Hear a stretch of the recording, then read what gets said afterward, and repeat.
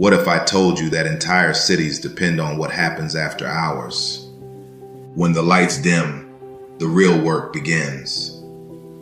In Bangkok, Berlin, and Ibiza, the after-dark economy fuels up to 10% of total city revenue, feeding hotels, taxis, restaurants, and entire neighborhoods that only wake when the sun goes down. In the United States, the nightlife and club sector generates as much as $40 billion every year, supporting more than 700,000 jobs.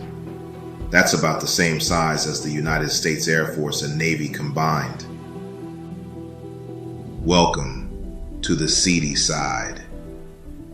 On this channel, we explore the parts of the world society pretends not to see. In this episode, we'll explore the hidden economy after midnight. The world never truly sleeps. It just changes shifts. Beneath the glow of neon lights, things are never as they seem. When Main Street clocks out, the city exhales, and the thin facade of order gives way to a rhythm of survival. This nightlife and club sector moves off ledger capital through a complex web of legitimate and unregulated streams. A shadow circuit that keeps the city humming while the world above sleeps. What exactly is the draw? The lights, the glamour, the thrill of standing at the edge of society. Sort of. According to researchers, the pull is freedom, fantasy, and belonging. The same forces that have drawn people to the night for centuries.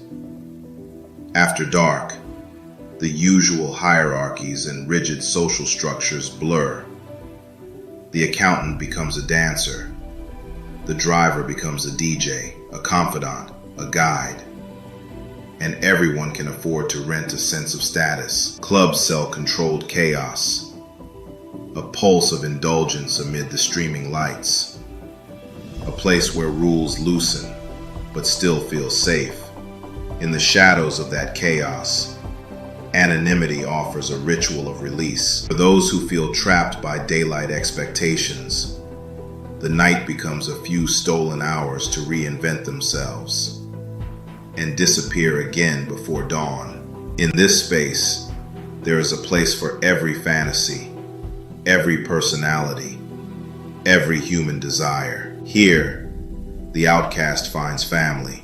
For the workers who make it all possible, the draw is survival and community. Night shifts pay cash, tips flow quickly, and camaraderie grows among those who share the same reversed rhythm. The after-hours economy offers opportunity to people shut out of the traditional 9-to-5 world. Artists, migrants, students, and the undocumented alike. According to London's Nighttime Industries Association, the post-sunset economy fuels up to 6% of GDP in the United Kingdom. In cities like Bangkok, Berlin, and Ibiza, between 5 and 10% of city revenue depends on nightlife-driven tourism. Sociologists estimate that 1 in 6 urban workers in developed economies engages in some form of after-hours labor. This isn't a niche subculture. It's a shadow workforce powering daylight prosperity. And if that scale needs proof, MasterCard data from 2024 shows that experiences in nightlife now account for 12% of total global tourism sales, the highest in 5 years. But the same traits that make nightlife exciting also make it vulnerable to compromising. Cash-based transactions invite wage theft, tax evasion, and unscrupulous activity. Substances and predatory behavior thrive in low-visibility spaces. Forced labor networks sometimes intersect with entertainment districts. Safety lapses, unlicensed security, overcrowding, and alcohol-related force remain recurring issues. Reports show that incidents of force can rise 15 to 30% between 10 p.m. and 3 a.m., driven less by organized networks and more by alcohol, density, and exhaustion. So why does society look the other way? Because the night pays too well to shut down.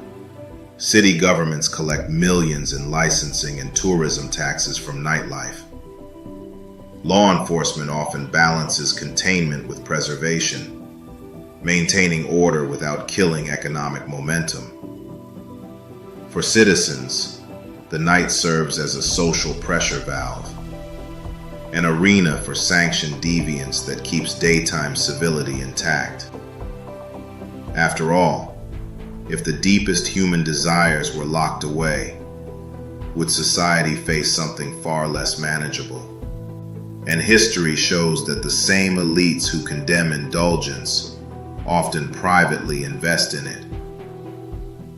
Most humans, it seems, have a capacity for excess, for better or worse. Perhaps the midnight economy thrives because it satisfies something innate in us while feeding some of the largest economic engines the world has ever known. A system built on collective, selective vision. But the more we depend on the night, the darker it becomes, and the less we notice the shadows. If you felt something tonight, curiosity, unease, fascination, don't turn away. Hit like, subscribe, come back, and we'll keep exploring the seedy side.